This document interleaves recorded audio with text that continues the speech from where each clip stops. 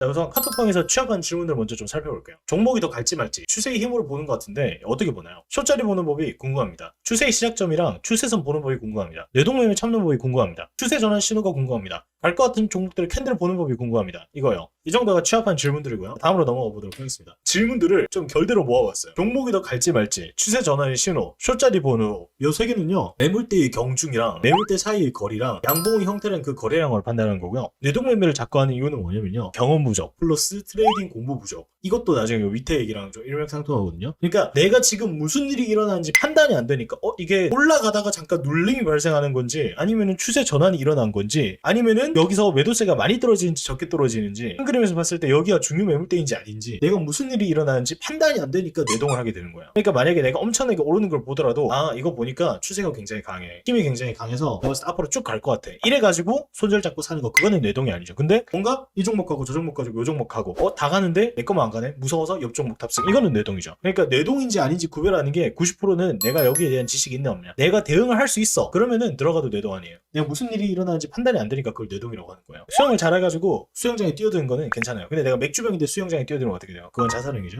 똑같은 행위인데 어떤 사람은 수영을 하는 거고 어떤 사람은 자살을 하는 거예요. 갈 것 같은 종목 캔들 보는 거 이거 좀 쉬워요. 캔들 하나로는 보기 힘들다. 어떤 매물대를 얼마나 돌파시 되지, 얼마나 강하게 뚫어주는 중요해요. 결국 1번이랑 똑같은 맥락이에요. 그러니까 1번에서 공부를 좀 더 해서 나가면은 3번도 볼 수 있게 되는 거예요. 추세 시작점 보는 거, 이거는 그냥 좀 다른 얘기고, 거래량이 타면서 양봉이 나오는 거 이것도 중요하고요. 근데 추세가 터졌을 때는 상승률 대비 하락률이 굉장히 적어요. 이거는 이제 좀 지역적인 거예요. 그러니까 갈래가 큰 갈래가 아니고 작은 갈래라는 거지. 예를 들어서 봐봐, 종목이 더 갈지 말지 추세선의 시절 숏자리 보면 이거는 뭐냐면 결국 캔들 강약 이런 거 보게 되는 거거든요. 자, 그래서 추세 보는 법이 있으면은 이렇게 쭉 가가지고 이거는 RSI로 추세를 봤습니다, 이런 계열이고요. 이거는 캔들로 추세를 보고 있습니다, 이런 거고요. 여기서 쭉 나가면은 캔들 패턴 이렇게 있다, 그쵸? 그 다음에 캔들 장대 양봉 이렇게 있다, 그죠? 그리고 여기서 쭉 가가지고 추세의 시작점 어떻게 보나요? 그러니까 이건 너무 지역적인 거예요. 자, 그러면 이거는 여러분들 질문에 대한 대답이기 때문에 앞으로 우리가 방향성 정하고 맥락 파악하고 이런 데는 별 중요하지 않습니다. 그러니까 여러분들 질문에 대답을 해드린 거고요. 그래서 머리에서 싹 잊으셔도 상관없습니다. 그리고 일단은 여러분들한테 조금 뭔가 세분화를 시켜드리려고 해요. 왜냐하면은 내가 뭘 아는지 알아야, 내가 어떤 거를 공부하고 있는지를 알아야 뭘 모르는지를 알 거 아니야. 우선은 여러분들이 코인을 잘한다는 게 결국 뭡니까? 차트를 잘 본다? 그것만으로는 부족하거든요. 매매를 잘해야 돼요. 매매 잘하는 거랑 차트 잘 보기는 다른 영역이고요. 차트 잘 보는 법 안에서도 영역이 완전히 나뉘어져요. 그래가지고 우리는 어떤 영역을 어떻게 공부해야 될지, 어떤 영역에 어떤 영역이 있고 어떤 영역 속에는 또 어떻게 세분화가 되고 거기서 내가 어떤 큰 줄기를 타고 공부를 해야 될지 이걸 먼저 알려드리고 그 다음에 본격적으로 강의를 들어가 보도록 할 거예요.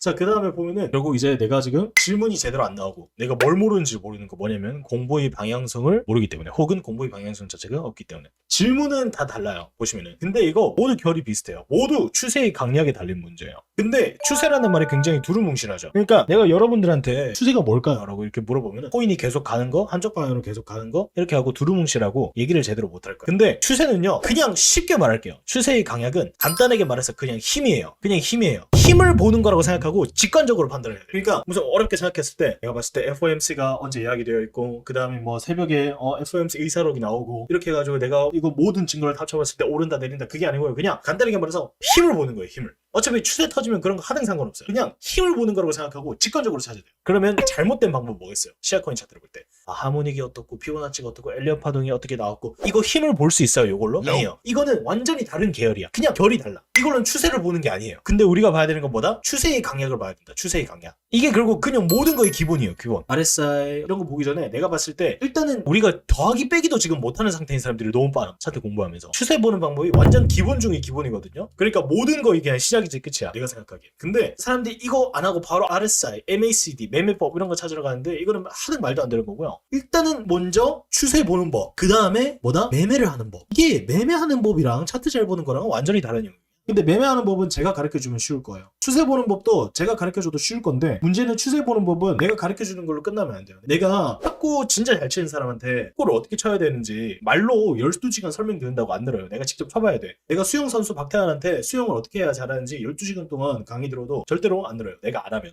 그러니까 기본적으로 내가 차트 끄어보면서 추세 말해주는 거를 공부하면서 봐야 돼요. 그리고 모르면 바로 질문을 해야 돼요. 일단은 질문을 해야 돼. 질문을 하는 과정에서 내가 뭘 모르는지 아는지 알게 되거든. 근데 사람들이 내가 이것도 모른다고 생각하면 너무 바보 같지 않을까? 아니면은 이거는 아직까지 내가 너무 요행을 부리는 거 아닐까? 이러면서 질문 자체를 안 하려고 해. 질문을 진짜 안 하고 내가 그래가지고 계속 내가 오히려 물어봐요. 왜? 그 사람이 모르는 걸 내가 알기 위해서. 왜 그런지 모르겠는데 질문이 굉장히 중요하고. 자, 그러면은 본론으로 좀 넘어가가지고 추세의 강약이 내가 모든 거의 기본이라고 했잖아. 추세의 강약을 봐야 될 거 아니야. 추세의 강약 굉장히 두루뭉실한 말이죠. 그래서 추세라고 하기보다는 그냥 힘이라고 생각하시면 편해요. 힘. 여러분들이 생각하시기에 우리가 추세를 본다 하면은 추세선을 끄어서 확인해야 되는 거 아닌가요? 채널로 봐야 되는 거 아닌가? 이렇게 생각하는데 이게 있잖아요. 추세는 결국 힘이라니까. 힘을 봐야 되는 거라니까. 그러니까 우리가 좀 쪼개보자. 큰 그림에서 보면 뭘 봐야겠어요? 눌림이 얼마나 나와주는가, 한쪽 방향으로 얼마나 진행이 되는가, 악성 매물들을 어떻게 뚫어주는가. 근데 거기서 단위가 점점 작아져. 그럼 어떻게 되겠어? 캔들! 결국 추세의 기본 단위다. 무슨 말인지 알겠죠? 그러니까 우리가 여기서 큰 그림에서 이렇게 볼 때는 그냥 완전 큰 수를 더한다고 생각하는 거예요. 근데 결국 캔들 하나까지 왔어요. 이게 그냥 추세를 이루고 있는 기본 단위라고 생각하면 돼. 그러니까 우리 몸에 자 어떻게 돼 있어요? 원자 있죠, 원자. 그 안으로 들어가면 뭐 있어요? 쿼크 있죠, 쿼크. 이렇게 해가지고 점점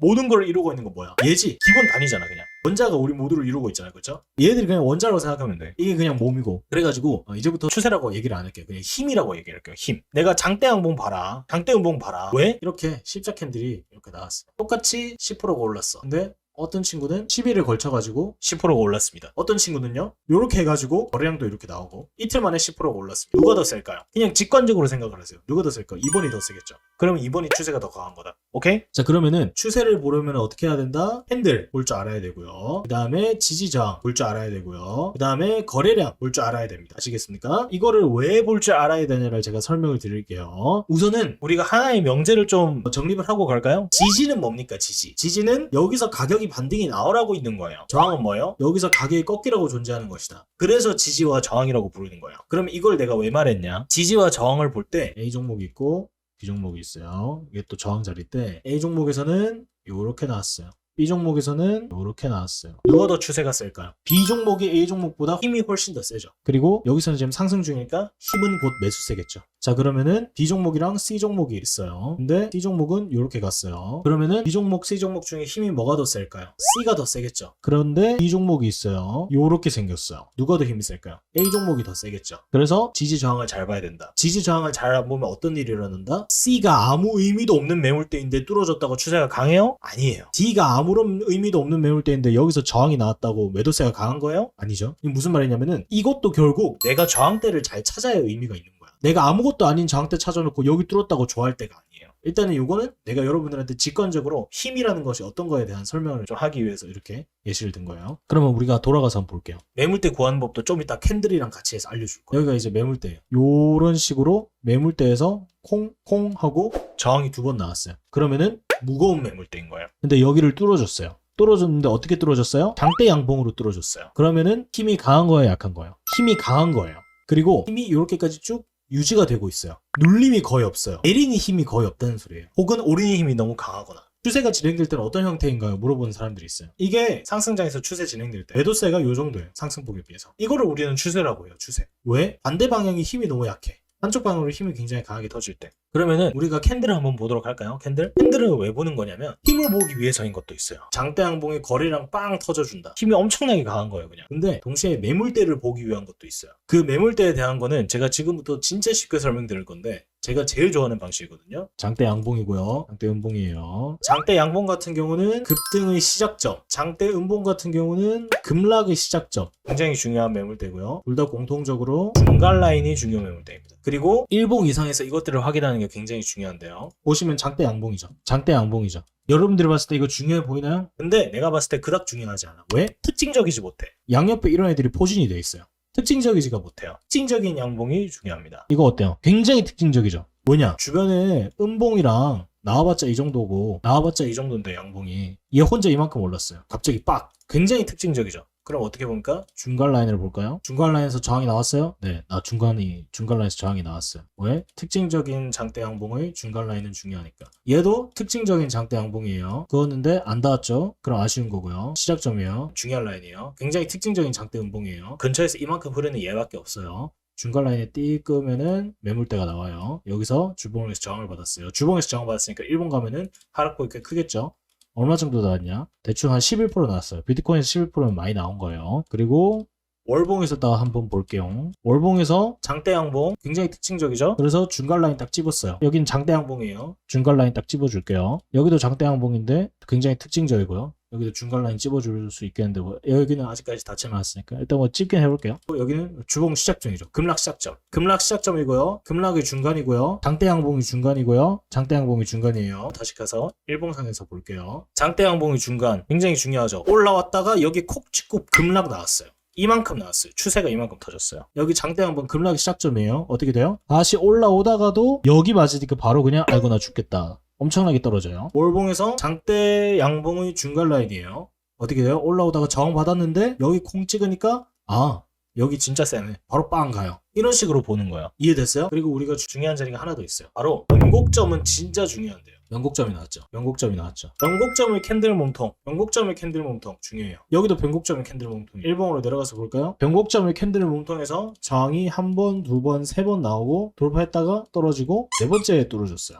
그러니까 변곡점의 캔들 몸통은 진짜 강한 저항대가 되기 마련이거든요. 그래가지고 특히 중요한 자리가 내가 봤을 때 닿진 않았지만 요런 자리. 이런 식으로 무거운 매물대를 추산하는 방법을 먼저 알아가야 돼요. 왜냐하면 그래야 우리가 추세가 얼마나 강한지 알 수가 있거든. 우리가 중요한 매물대를 한번 구해볼게요. 한 달봉으로 봤을 때 추세가 우선은 요런 식으로 작성이 됐다 그죠? N자로. 그런데 여기 변곡점 보이시죠? 만약에 여기에서 떨어지면은 진짜 지지가 강력하게 나와주겠죠. 근데 만약에 여기를 이렇게 이탈했다. 여기서 우리가 힘을 봐야 되는 거예요. 무거운 지지 라인에 닿았으면 필히 반등이 나와야 되는데 여기서 반등이 안 나왔다는 거는 그만큼 내리는 힘이 강하다라고 생각하시는 거예요. 그런 식으로 하나하나 보는 거예요. 자, 그러면은 제가 여기서 시아 코인을 왜 좋다고 봤는지 한번 볼까요? 첫 번째로는 거래량이 특히 양봉 거래량이 특징적이어서예요. 양봉 거래량이 특징적이어서요. 제가 별로 안 좋아하는 종목은 뭐예요? 거래량이 전반적으로 살아있는 종목이에요. 근데 스택스, 리플, 이더리움 이런 친구들은 예외예요. 왜? 시총이 너무 큰 애들은 거래량이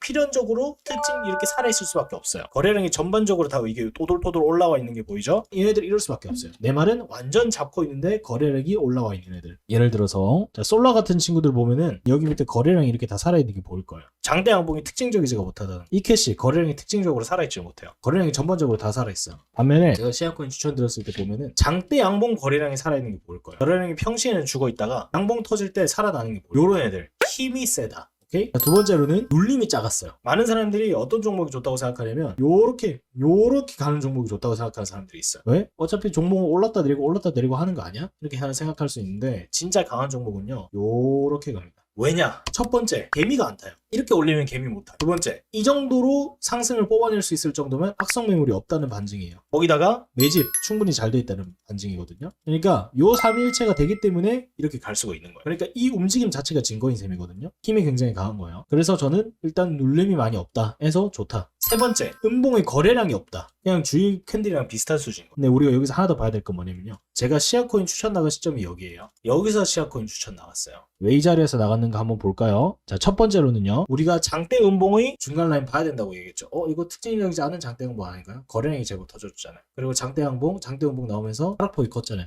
그러니까 장대 음봉에서 여기는 그냥 여기서 저항을 못 받고 못 올려주는 게 일반적인 거야. 이게 정상이야. 여기서 한 3번 정도 이렇게 뚫어주려고 시도하고 온갖 발광을 하고 거래량 살아나고 이러면서 한 몇 달 정도 여기서 이렇게 뚫어주려고 시도만 해도 완전 양반이에요. 보통은 다 이래. 이게 그냥 기본이야. 제가 항상 여러분들한테 말씀드릴 때 이렇게 캔들 피벗자를 보면서 여기서 저항 나올 겁니다. 이렇게 말씀드리는 이유가 그런 식으로 저항이 나올 가능성이 거의 90%이기 때문이야. 굉장히 높기 때문에. 그런데도 불구하고 이 친구는 어떻게 돼요? 첫 번째, 이때 제가 뭘 보고 나갔냐면 거래량이 터진 장대 음봉이에요. 거래량이 터진 장대 음봉의 중간 라인 한번 볼까요? 자, 4시간 한번 다시 가서 볼게요. 자, 여기 13.7원이 거래량이 터진 장대 음봉의 중간 라인이에요. 그러면 어떻게 되겠어요? 이렇게 내리는 게 정상이야.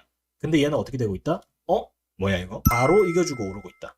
그러니까 이거는 매도세가 강해야 되는 자리인데 이런 움직임이 나오는 게 일반적이지 않다는 거예요. 그냥 뭐다? 결국 우리가 이런 것들에서 힘이 센지 약한지를 알 수가 있다. 필히 매도가 나와야 될 자리에서 이겨주고 오르는 거, 필히 매수가 나와야 될 자리에서 못 이겨주고 내리는 거, 이런 것들을 통해서 우리가 힘을 판단할 수가 있는 거예요. 여기를 바로 뚫어주고 가는 거 보고 추세가 터지겠다. 그리고 요 자리를 뚫으면 어떻게 될까요? 악성 매물이 없어요. 악성 매물이 없잖아. 악성 매물. 그러면은 그냥 쭉 간다. 터진다. 악성 매물은 쉽게 말하면 물린 사람들이에요. 물린 사람들. 내가 17.9원에 시아콘을 샀다가 물렸어요. 시알코인 떨어지겠죠? 그러면은 사람들 어떻게 될까요? 무서울 거예요. 본전만 와도 팔고 싶을 거예요. 그럼 어떻게 되겠습니까? 가격이 조금만 올라와도 와 팔아요. 와 팔아요. 그리고 그 악성 매물은 보통 윗꼬리로 정리를 해줘요. 여기 악성 매물 물린 사람들 있겠죠? 슈팅이 나오면 어떻게 돼요? 이 사람들 본전에서 팔아야지 하고 여기 물린 사람들은 점점 적어지고 왜? 본전 왔을 때마다 팔았으니까. 그리고 여기 있던 사람 물량을 여기 세력들은 시장가로 받을 수가 있어요. 시장가로 받을 수가 있기 때문에 걔네들은 물량을 축적을 하게 되고 여기 있는 악성 매물은 없어지게 돼요. 그러면 어떻게 되겠습니까? 다음번에 이 구간에 도달했을 때는 악성 매물이 적어졌기 때문에 쉽게 올릴 수가 있는 거예요. 그런 식으로 설명을 좀 드릴 수가 있어요.